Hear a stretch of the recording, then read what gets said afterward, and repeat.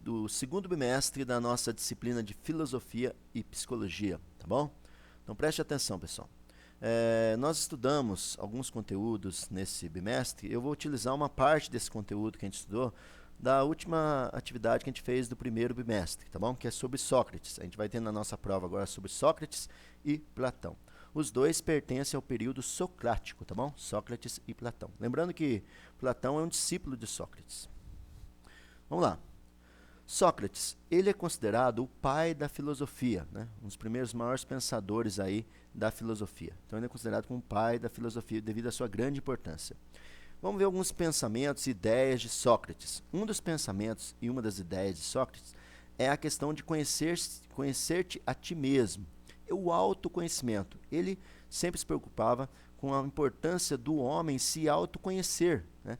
Antes de lançar na busca da verdade, de buscar conhecer o mundo, de conhecer todas as realidades, o homem precisa se autoanalisar, reconhecer a sua própria ignorância. Às vezes falando isso é um pouco pesado, né? Reconhecer a nossa ignorância, mas não é que a gente é ignorante de não saber nada, mas reconhecer a nossa limitação. Porque com certeza, gente, por mais sábio que a gente seja, o que a gente não conhece é maior do que aquilo que a gente conhece. Então é necessário reconhecer que nós somos eternos aprendizes, tá bom? Só sei que nada sei é uma frase que todo mundo gosta de usar de Sócrates, né? Outra visão de Sócrates é em relação ao mal. Para Sócrates, ninguém pratica o mal voluntariamente, quer dizer, a pessoa pratica o mal porque ela quer. Ela pratica o mal, de acordo com Sócrates, tá bom? Porque ela desconhece o bem. Somente o ignorante não é virtuoso, quer dizer, o que é aquele que não conhece. Esse ignorante não é que a pessoa, às vezes a gente acha que ignorante é aquela pessoa que não tem conhecimento nenhum. Não, é aquela pessoa que não teve acesso ao conhecimento. Então só pratica o mal quem desconhece o bem, de acordo com Sócrates, tá bom? Ele acredita também que o homem, ao praticar o bem, ele se realiza, ele se sente feliz, ele se sente dono de si mesmo. Sócrates foi morto. Por que Sócrates foi morto? Envenenado, obrigado a tomar a cicuta, que era uma planta venenosa, tá bom? Por que ele foi condenado à morte, Sócrates? Ele foi condenado à morte por 3 motivos. Pela falta de crença nos deuses da cidade da época, pela introdução de novos deuses, não que ele tenha introduzido novos deuses, isso aí é o que o pessoal condenou ele, foi a causa da condenação, né? Ele jamais introduziu novos deuses, mas as pessoas acreditavam que pela forma de pensar e expressar a ideia dele, ele está introduzindo novos deuses. E o outro motivo é a corrupção da juventude, quer dizer, ele pôs a perder a juventude, porque com as ideias de Sócrates, ele cativou muitos jovens, abria sua mente para novos pensamentos. E para a época, pensar diferente do que a maioria seria uma coisa incorreta, seria uma corrupção, tá bom? Aí a gente fez a atividade 5 no primeiro bimestre. Essa atividade 5, eu não utilizei ela na primeira prova, na prova 1. Por isso que a gente vai utilizar ela agora na prova 2, tá bom? Eu vou abrir aqui a atividade para a gente poder vê-la, qual atividade que é essa, para vocês recordarem sobre essa atividade, tá bom? Mas depois eu posto para vocês o gabarito dessa atividade. Tá abrindo aqui a atividade? Vou diminuir um pouquinho a tela para vocês poderem enxergar essa atividade aqui, ó. Essa atividade é essa daqui, olha, atividade 5. Fala assim, como Sócrates entendia o mal, acabei de falar para vocês que ele acha que as pessoas só cometem o mal porque desconhecem o bem. Outra pergunta aqui, as causas da morte de Sócrates, que eu acabei de falar. A questão do princípio de conhecer-se a ti mesmo, o autoconhecimento, tá bom? Então tudo isso aqui. E a questão das frases deixadas por Sócrates, que esse daqui eu não vou colocar na prova, porque eu não coloquei na revisão. Então eu vou riscar aqui, para lembrar que isso não vai cair na nossa prova, tá bom? Das frases de Sócrates.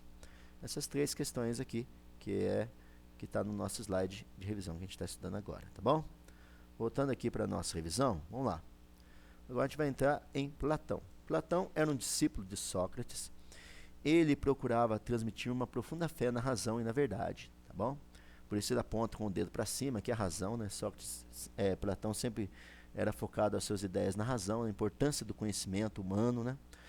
E ele tinha como lema uma das frases de Sócrates, que era: o sábio é um virtuoso, quer dizer, o sábio é uma pessoa que tem muita virtude, né? Essa é uma frase que Platão adotava muito de Sócrates, tá bom? E tomava como lema para a sua vida.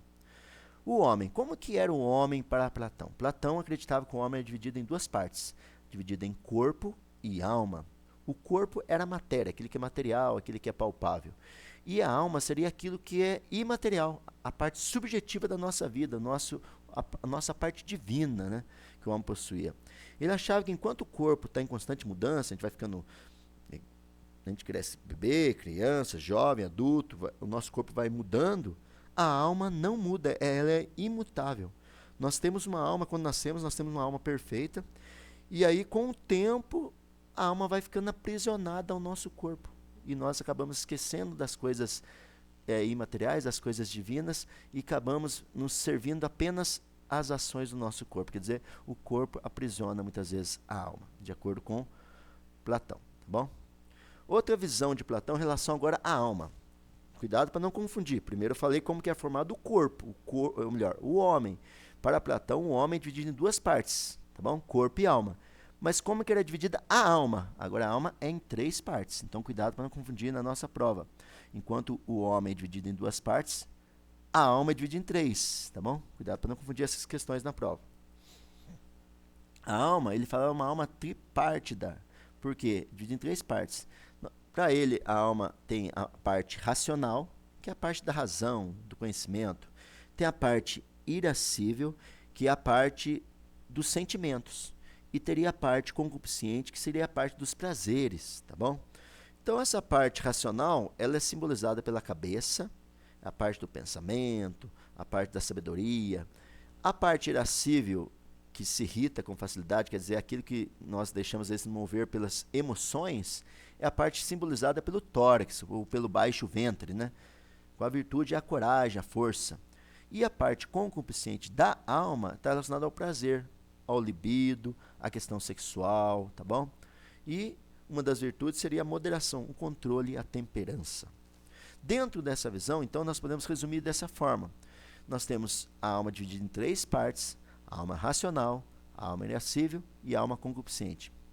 Quando essas três partes da alma ela desenvolve virtudes, elas levam à justiça, como está aqui embaixo. Mas qual virtudes são desenvolvidas pela alma racional? A sabedoria. E pela alma irascível, a coragem, a fortaleza. E a alma concupiscente, ela é desenvolvida pelo domínio de si, domínio próprio do nosso próprio corpo, das nossas vontades. Se a gente conseguir desenvolver essas três almas, as virtudes nessas três almas, nós geramos a justiça.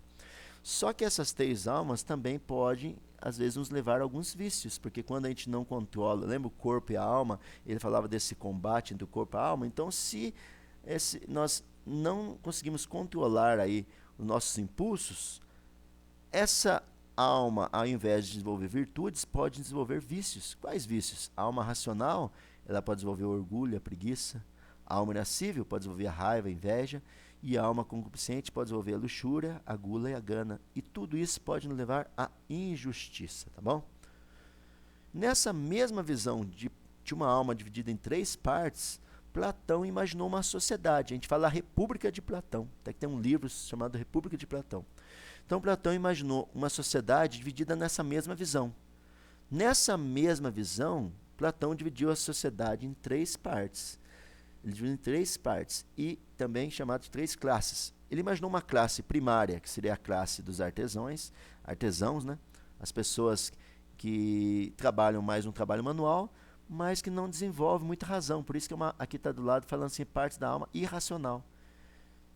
Os trabalhadores, os agricultores, comerciantes, pessoas que desenvolvem trabalho, fazem parte da sociedade, mas são pessoas, não é que não pensam, mas são as pessoas que não têm um conhecimento muito aprofundado.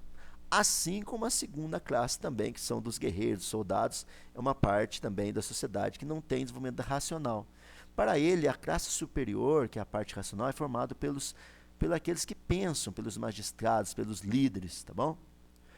E também nessa visão dessa sociedade de Platão, que a gente viu que ele pensou a sociedade dividida em três partes, assim como a alma, ele imaginou o seguinte, que cada um pertencia a uma classe a qual ele tem a sua capacidade intelectual, né? Levando em conta a capacidade intelectual de cada um.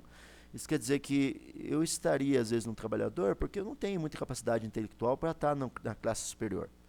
Eu seria um soldado, porque às vezes eu não tenho a capacidade racional de pertencer a uma liderança, né? A um magistrado, por exemplo. Então ele acreditava que cada pessoa ocupava a classe a qual a sua capacidade intelectual possibilitava. Como eu falei anteriormente, a primeira classe é a classe que trabalhava com as necessidades do corpo, né? A classe mais irracional, mais a questão movida às emoções corporais. Então, estão os lavradores, os agricultores, os comerciantes. Na segunda classe, aqueles que se dedicavam mais à força, né? Os soldados. E a terceira classe, ou melhor, a classe superior, seria essa classe formada pelos intelectuais. Se fosse nessa ideia de Platão, nós que estamos aqui na faculdade pertenceríamos à classe superior, porque nós estamos trabalhando com a razão, conhecimento, ciência, tá bom? Então, nessa mesma visão, aqui tem um esquema dessa sociedade de Platão, que seria a sociedade ideal, a república ideal de Platão, onde teria três classes: a classe econômica, formada pelos trabalhadores, a classe militar, pelos guerreiros, e a classe dos sábios, que são aqueles que dominam a sociedade, tá bom? Então, nessa mesma visão, ele falava o seguinte: cada um tem aptidão para desenvolver uma certa função. Cada cidadão ocupa seu lugar designado por natureza. Então, uma outra coisa que ele pensava também, para ele, o artesão não iria ocupar nunca a classe superior, porque ele, por natureza, ele deveria ocupar aquela classe. Ele foi destinado àquela classe. Ele não teria essa possibilidade de mudar de classe social. Ele ia ficar sempre naquela classe, porque devido à limitação intelectual, devido à sua posição social, então ele fica ocupando a mesma classe sempre. Cada cidadão ocupa o seu lugar destinado por natureza, não possibilitando então essa mudança de classe. Aí depois a gente estudou sobre o mito da caverna. Vocês lembram muito bem dessa história. As pessoas aqui no fundo, que é grande parte da sociedade, aqueles que vivem uma vida ilusória, uma vida baseada em coisas passageiras, só nas coisas materiais, nas compras, nos vícios, né? Nos prazeres momentâneos, né? Então, eles não conhecem a verdade, gente. Eu estou falando de acordo com o mito da caverna, bom, gente? Eles não conhecem a verdade porque eles veem só aquilo que mostram para eles, na TV, na mídia.